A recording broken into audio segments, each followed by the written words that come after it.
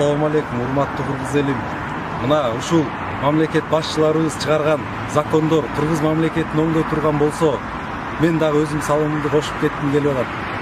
Ушул мамлекетти урдап жеген, ичкен жана карызга батырган биздин байкелерибиздин жана ушул мамлекет башчыларында иштеп кеткен ушу жегичтердин жана колунан эчтеке келбей сүйлөгөндөрдүн урматына мына карап тургула.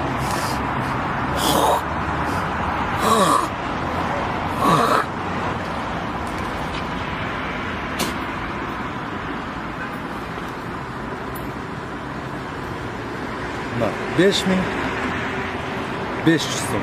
Штрафыңарды келип алып кеткиле.